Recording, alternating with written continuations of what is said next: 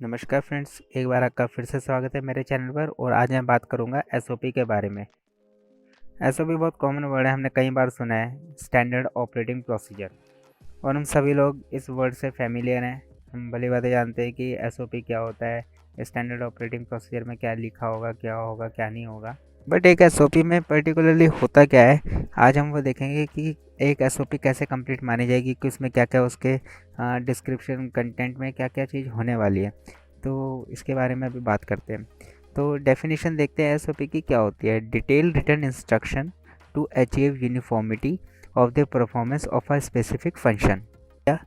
एक detail written instruction होती है क्या अचीव करने के लिए, यूनिफॉर्मिटी किसी भी स्पेसिफिक फंक्शन के परफॉर्मेंस को अचीव करने के लिए। अचीव उसमें क्या अचीव करेंगे हम लोग, यूनिफॉर्मिटी, यानी कि सभी लोग किसी भी वर्क को एक ही समान एक तरीके से ही करें और एक स्टैंडर्ड वे में करें।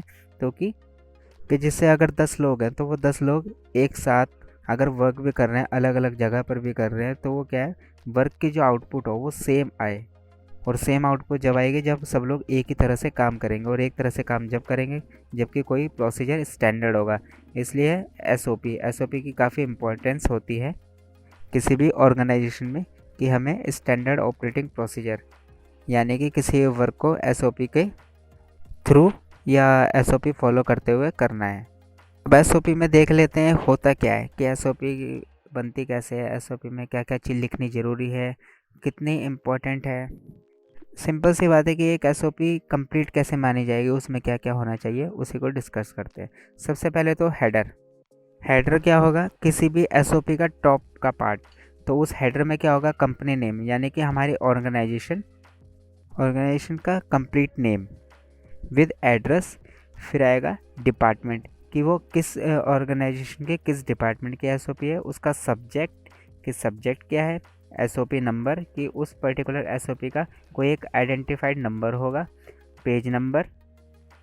इफ़ेक्टिव डेट, यानी कि वो एसओपी बन तो गई लेकिन कब से इफ़ेक्टिव हो रही है उसको, कि हम कब से यूज़ में ले रहे हैं, हम कब से उसको फॉलो कर रहे हैं। और आएगी लास्ट में रिव्यू डेट। अब हमने एसओपी तो बना दी लेकिन उसको रिव्यू भी करना जरूरी है टाइम टू टाइम। तो एक टाइम पीरियड देखते हुए हम लोग उसमें एक रिव्यू डेट डाल देंगे, 1 ईयर या 2 या 3 ईयर, जो भी उसका टाइम पीरियड हम डालेंगे। जनरली 2 ईयर्स का हम लोग रखते हैं, जिससे कि उसमें कोई हमें इम्प्रूवमेंट करना है, कोई चेंज करना है, या किसी भी तरह का कोई अपडेशन है तो हम टाइमली उसको कर लें, अपने सिस्टम को और ज़्यादा स्ट्रॉन्ग करने के लिए, और ज़्यादा स्टैंडर्डाइज करने के लिए। तो ये सब पार्ट सिर्फ हेडर का है, कि हेडर में क्या क्या ज़रूरी है। कंपनी नेम, जैसे कि मैंने बताया, department, subject, SOP number, page number, effective date और रिव्यू डेट, ये सब होना ज़रूरी है। और ये सब पार्ट है हेडर का। अब बात करते हैं फुटर की। फुटर हमारा बॉटम पार्ट रहेगा एसओपी में। उसमें क्या रहेगा, जैसे प्रिपेयर्ड बाय, यानी कि ये एसओपी किसने बनाई है, प्रिपेयर्ड बाय। फिर चेक्ड बाय, इस एसओपी को किसने चेक किया है। फिर प्रिपरेशन होगी, चेक भी होगी, फिर इसको रिव्यू किसने किया है, रिव्यूड बाय। और आएगा फॉर्मेट नंबर। चाहे कोई भी डॉक्यूमेंट हो उसका एक पर्टिकुलर फॉर्मेट नंबर होता है, चाहे वो एसओपी ही क्यों ना हो। हम किसी भी एक पर्टिकुलर फॉर्मेट में ही हम लोग कोई भी डॉक्यूमेंट बना सकते हैं।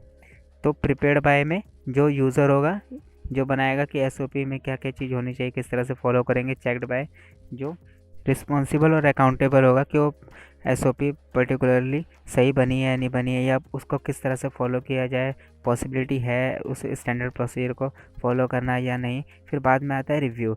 रिव्यू होगा कि उस एसओपी में हर एक चीज़ सही है, कुछ इस तरह की प्रॉब्लम्स तो नहीं जो चेक्ड बाय में भी ना निकल पाई हों, इस तरह से। तो prepared by, checked by, reviewed by और फॉर्मेट नंबर, ये पार्ट होगा फुटर का। अब बात करते हैं ऑब्जेक्टिव के, थर्ड पार्ट। यानी कि ऑब्जेक्टिव में तो वो एसओपी क्यों है, क्या है, इसमें हमें पता चलेगा एसओपी कौन सी है, क्यों है, क्या ज़रूरी है, क्या नहीं है, उस एसओपी की हमें क्या ज़रूरत है। तो ये सब आएगा ऑब्जेक्टिव में। अब आती है बात स्कोप की, जो फोर्थ पार्ट है, स्कोप। यानी कि ये एसओपी कहाँ कहाँ वैलिड रहेगी, कहाँ कहाँ हम इस एसओपी को फॉलो कर सकते हैं, कहाँ यूज़ करेंगे, किस तरह से हम लोग इसको डिफरेंट सेक्शन में फॉलो करते हुए बिना किसी डेविएशन के प्रोसीजर को स्टैंडर्ड वे में ही मेंटेन करके रखेंगे। ये सब आने वाला है स्कोप में। अब बात करते हैं नेक्स्ट स्टेप, रिस्पॉन्सिबिलिटी। रिस्पॉन्सिबिलिटी में यूज़र डिपार्टमेंट आ जाएगा कि, और यूज़र डिपार्टमेंट या जहाँ जहाँ एसओपी फॉलो हो रही है वो भी रिस्पॉन्सिबल हो सकते हैं, क्योंकि जब वो एसओपी फॉलो कर रहे हैं तो रिस्पॉन्सिबल तो होंगे ही। बेसिकली यूज़र डिपार्टमेंट की रिस्पॉन्सिबिलिटी रहेगी कि वो उस एसओपी को फॉलो करते हुए अपना कोई भी वर्क कर रहे हैं या एनालिसिस कर रहे हैं या कोई प्रोसीजर कर रहे हैं या कोई इंस्ट्रक्शंस को यूज़ करते हुए एक पर्टिकुलर सिस्टम में वर्क कर रहे हैं। तो ये सब आएगा पार्ट रिस्पॉन्सिबिलिटी में।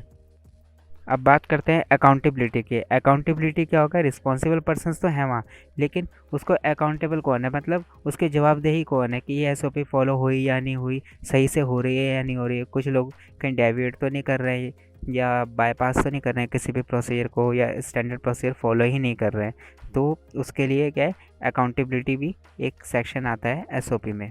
अब बात करते हैं नेक्स्ट स्टेप, डेफिनेशन। डेफिनेशन में डिफ़ाइन होगा कि वो एसओपी है किस चीज़ की। मतलब अगर कोई चीज़ है, मान लो पीएच मीटर है, लेकिन हमें पता तो होना चाहिए पीएच मीटर है क्या, क्या नहीं है, वो कहाँ यूज़ होगा। तो ये क्या डिफ़ाइन करेगा पर्टिकुलर किसी भी मशीन को या किसी भी सिस्टम को, एक स्मॉल और एक ब्रीफ एक डेफिनेशन होगी जिससे हमें पता चले कि वो है क्या। अब फिर नेक्स्ट स्टेप आता है प्रोसीजर। प्रोसीजर ये काफ़ी इंपॉर्टेंट है क्योंकि नाम ही है एसओपी, स्टैंडर्ड ऑपरेटिंग प्रोसीजर।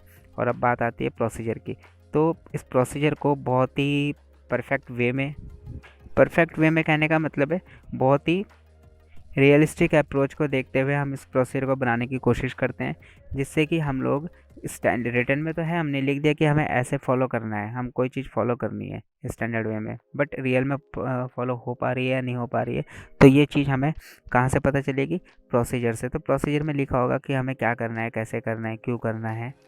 तो ये प्रोसीजर बहुत इंपॉर्टेंट पार्ट है एसओपी का। इस प्रोसीजर के थ्रू ही हम कंप्लीट एसओपी जो रहेगी हमारी उसको हम फॉलो कर सकते हैं, जिसमें कि कोई डेविएशन नहीं आएगा। अब नेक्स्ट स्टेप आता है एग्जिबिट। अब एग्जिबिट में क्या होगा कि जो डिस्प्ले डॉक्यूमेंट्स होंगे, डिस्प्ले डॉक्यूमेंट एग्जिबिट यानी कि एसओपी के ही ये भी पार्ट है। जैसे कि अटैचमेंट है, कोई उससे देख ले कि सपोर्टिंग डॉक्यूमेंट्स लाइक अटैचमेंट हो गया, कोई list of cross referred SOPs हो गई, या और डॉक्यूमेंट्स, अदर डॉक्यूमेंट्स हो गए, इस जिससे कि हमारी जो एसओपी है कंप्लीट लगे।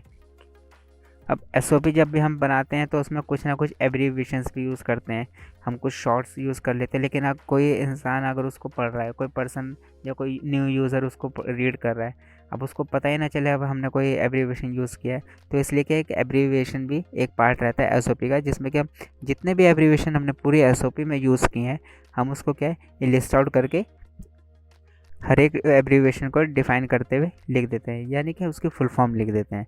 अब बात आती है control copy distribution. Control copy distribution से बात कर लेते हैं पहले मास्टर की। कोई भी एसओपी जब बनेगी उसको क्वालिटी एश्योरेंस डिपार्टमेंट मास्टर करेगा, यानी कि वो मेन कॉपी होएगी, मदर कॉपी होएगी, और उस मदर कॉपी या मेन कॉपी या मास्टर कॉपी से हम लोग क्या करते हैं, जब वो अप्रूव हो जाती है, उसके अप्रूव होने के बाद हम उसकी एक कंट्रोल कॉपी इशू करते हैं।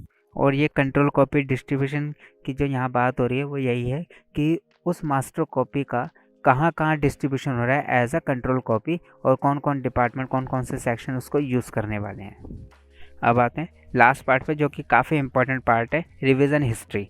अब इससे हम क्या समझेंगे, अभी हम एसओपी में कोई भी रिवीजन हुआ है या कोई अपडेशन हुआ है, तो अब हमें तो पता नहीं कब हुआ, अगर हम कर देते हैं और कोई डिटेल मेंशन नहीं करते, इससे हमें क्या पता चलेगा कोई भी रिवीजन कब हुआ है, क्यों हुआ है, उसकी डिटेल आएगी, तो हमें पता चल जाएगा कि हमारे एसओपी अगर 5 साल पुरानी है, 4 साल पुरानी है, तो उसमें 3 बार चेंजेस हुए या 5 बार चेंजेस हुए, और क्या चेंजेस हुए, वो एसओपी में किस हिसाब से इम्प्रूवमेंट हुई है, और हमारा प्रोसीजर किस तरह से अब आते आते स्टैंडर्ड हुआ है।